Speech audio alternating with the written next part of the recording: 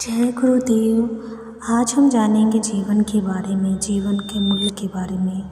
जीवन क्या है?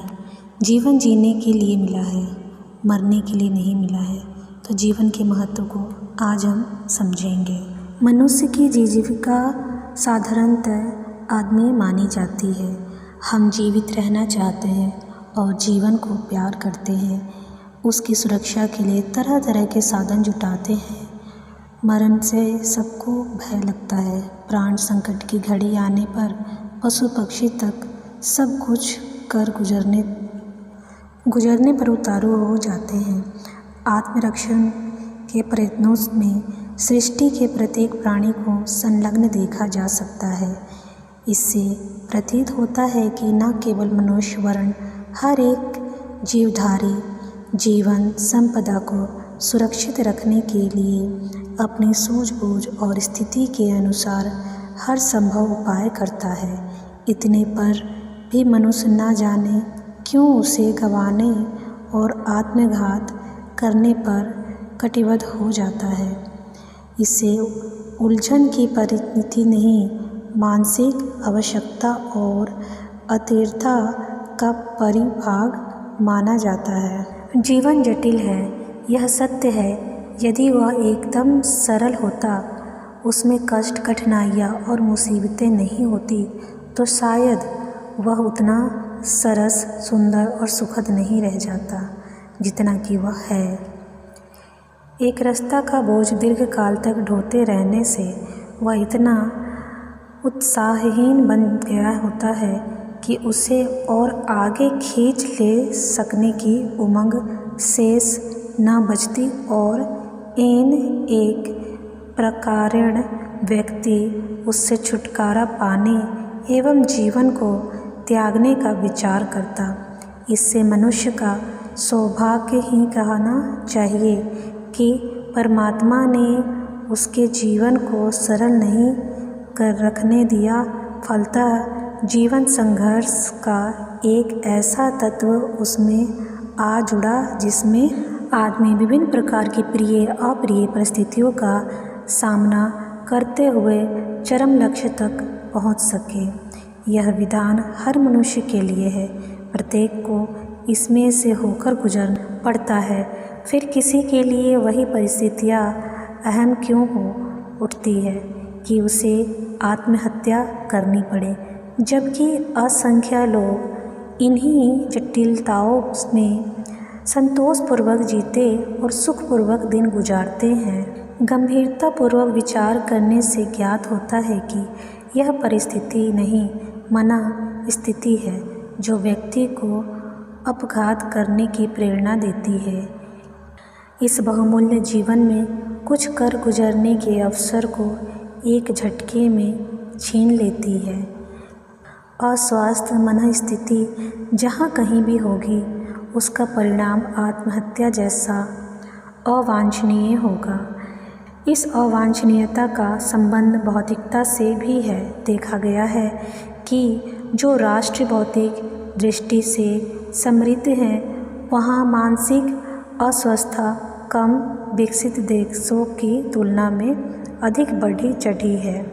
परिणाम स्वरूप उन देशों में आत्महत्या का अनुपात भी ज़्यादा होता है।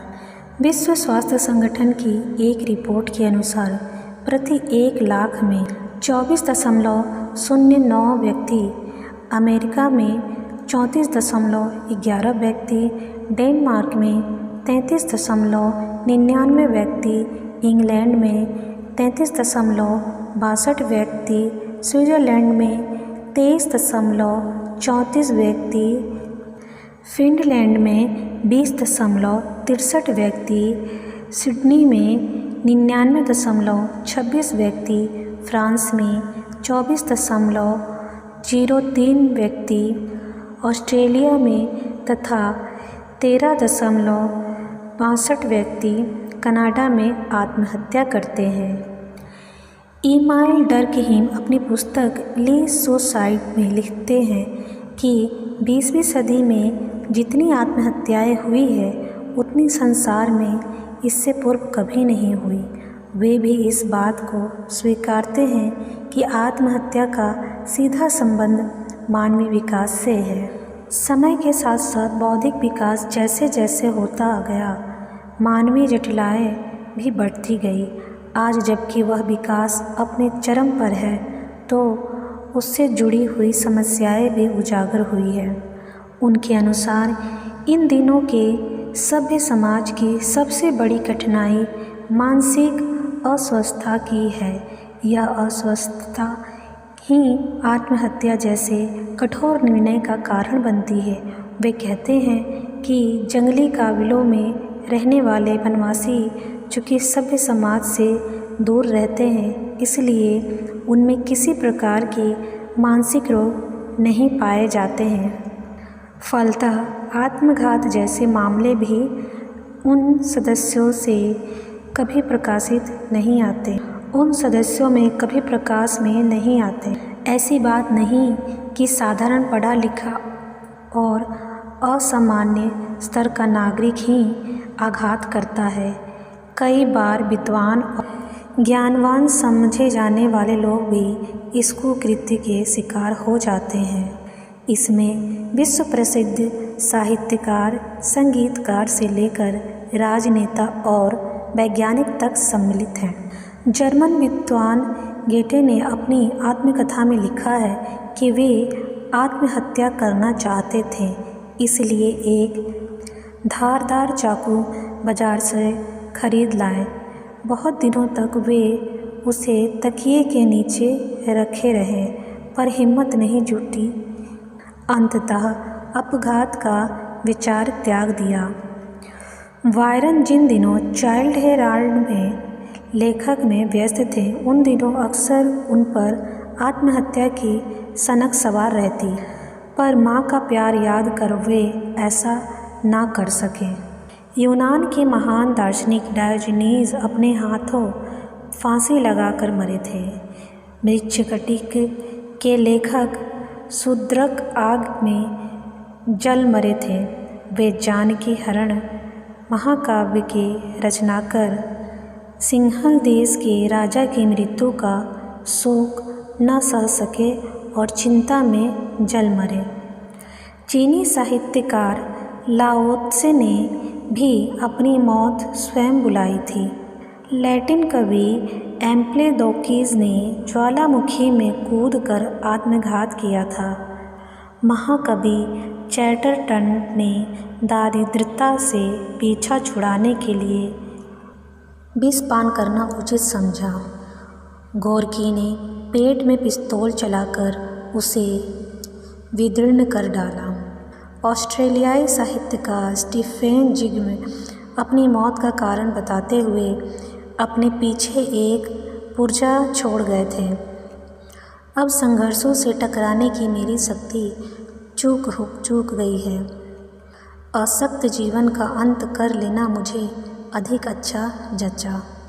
चित्रकार लाडत्रे ने अस्पताल की चारपाई पर पड़े पड़े ही स्वयं को गोली मार ली। एक अन्य चित्रकार वान गोग ने भी अपना अंत ऐसे ही किया।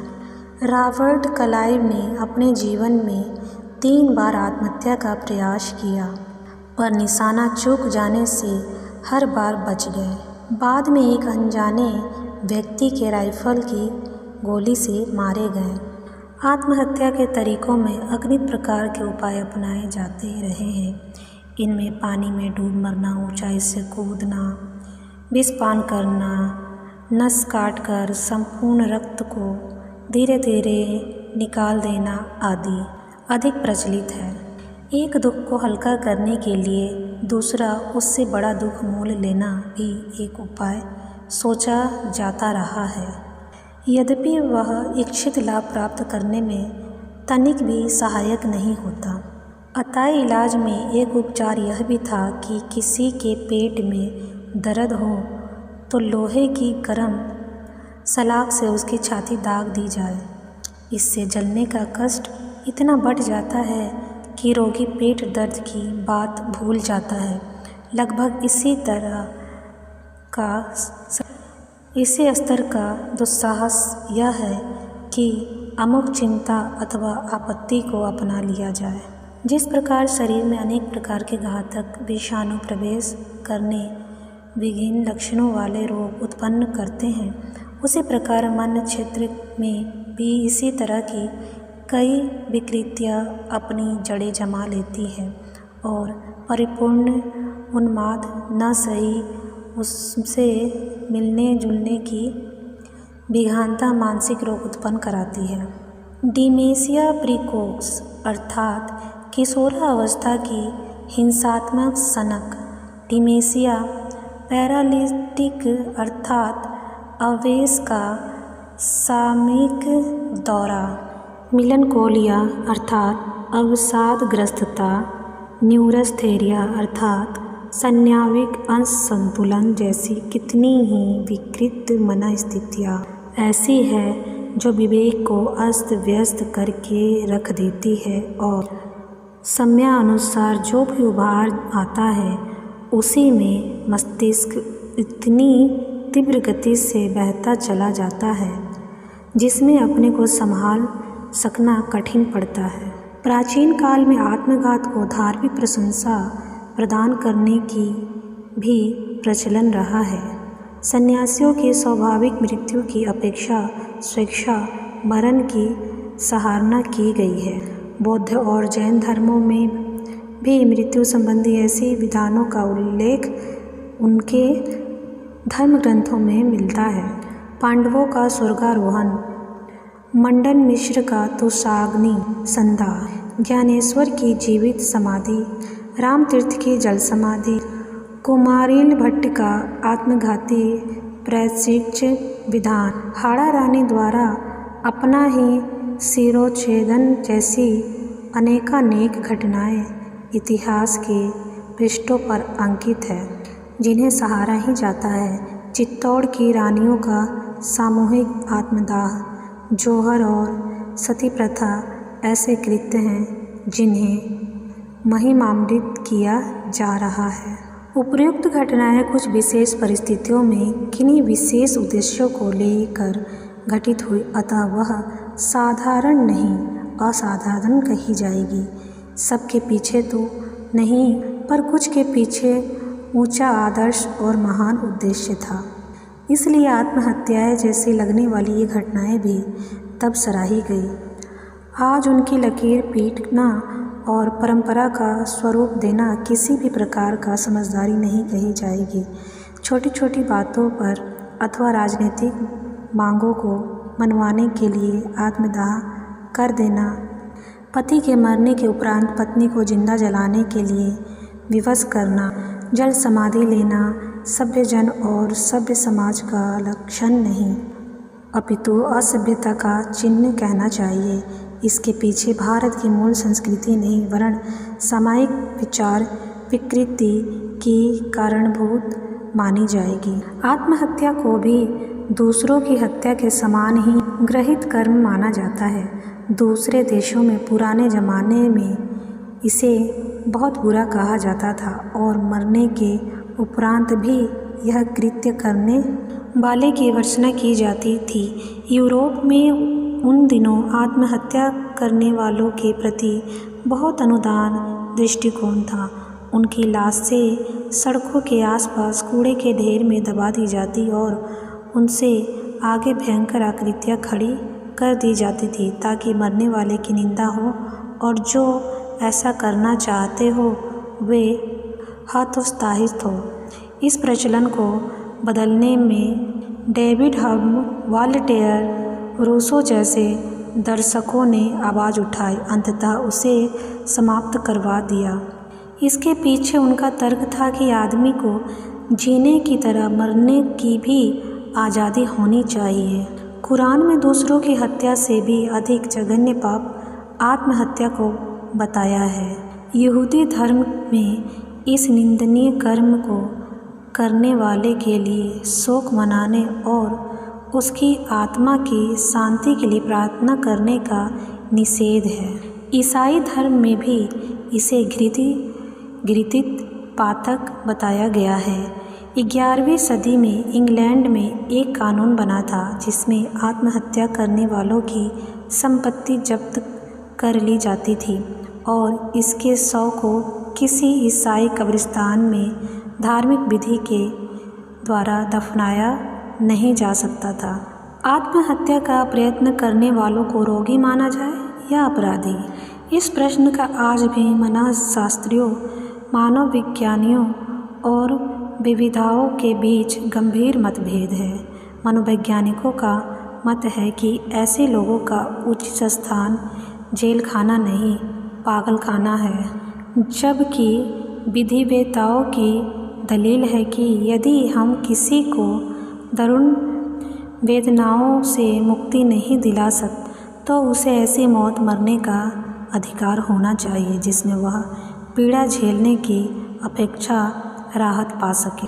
नेतृत्ववेत्ता मध्यवर्ती मार्ग अपनाते हुए उन्हें करुणा का पात्र घोषित करते हैं और यूथेनेसिया के नाम पर उन पर सहानुभूति प्रकट करते हुए समाज को उनकी समस्याओं को हल करने का सुझाव देते हैं। शोध यत्नों से ज्ञात हुआ है कि जिन जिन देशों में आत्मघात की दर उच्च है वहाँ मद्यपियों की संख्या भी उसी अनुपात में ज़्यादा है।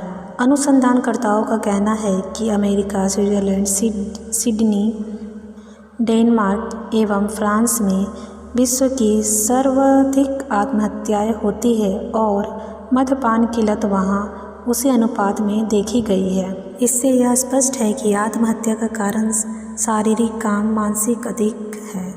एरिक फ्रॉक अपनी पुस्तक द सेन सोसाइटी में एक स्थान पर लिखते हैं कि यूरोप के सबसे अधिक शांत, समृद्ध और लोकतांत्रिक कहे जाने वाले राष्ट्रों एवं विश्व के सर्वाधिक संपन्न देश अमेरिका की मानसिक व्यवस्था स्वास्थ्यता के क्षेत्र में जो वर्तमान अवस्था है उसे दयनीय की कहना चाहिए।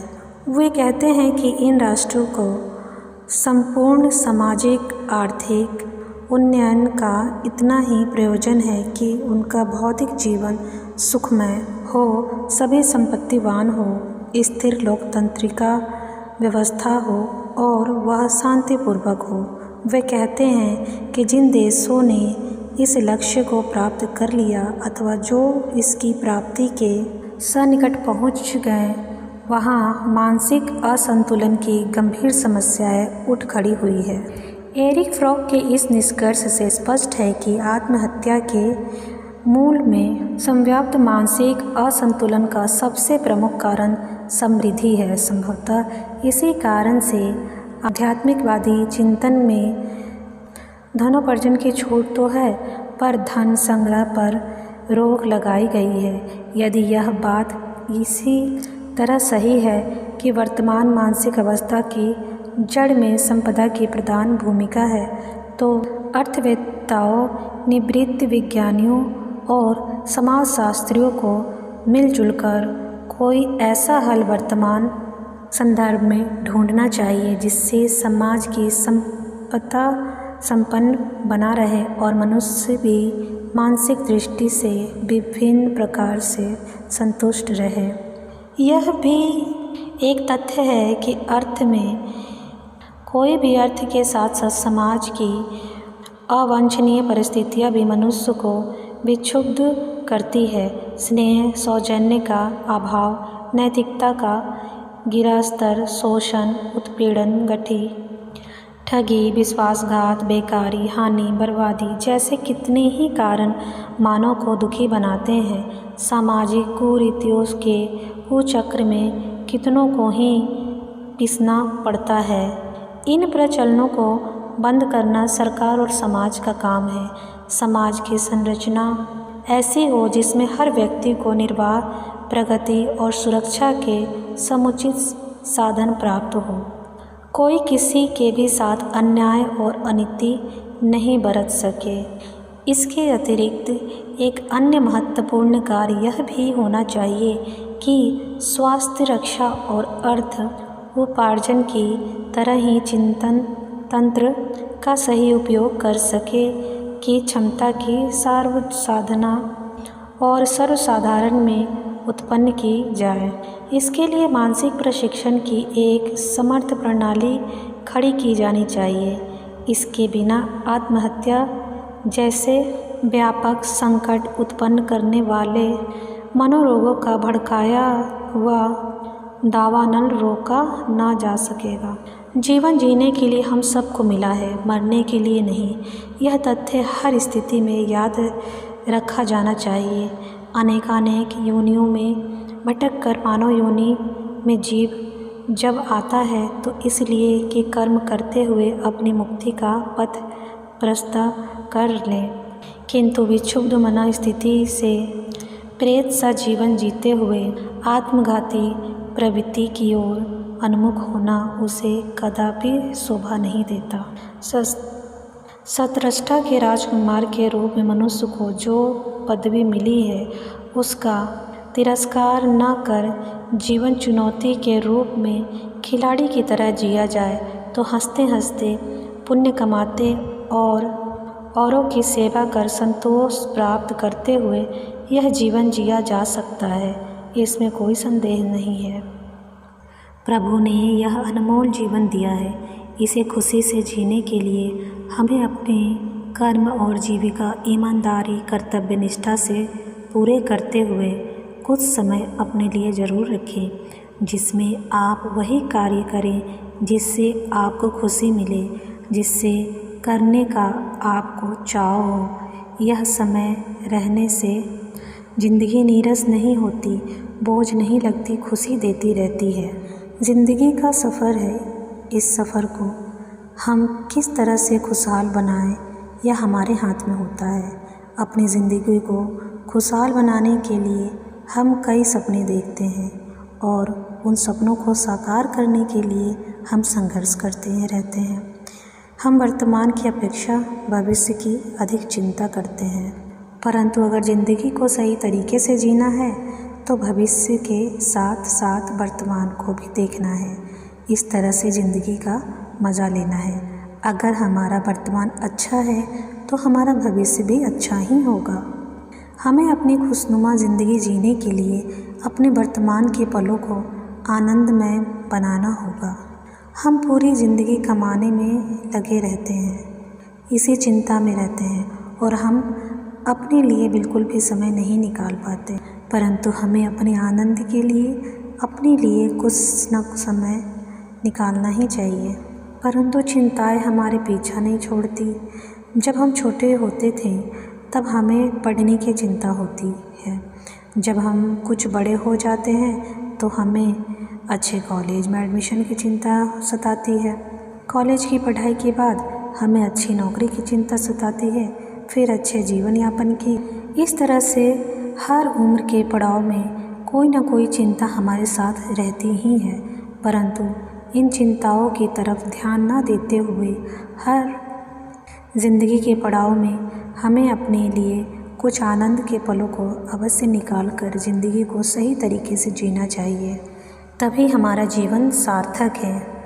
ज़िंदगी बहुत अनमोल है, बहुत प्यारी है। ना जाने कितने जन्मों के बाद हमें ये मनुष्य जीवन मिलता है, मनुष्य जन्म मिलता है।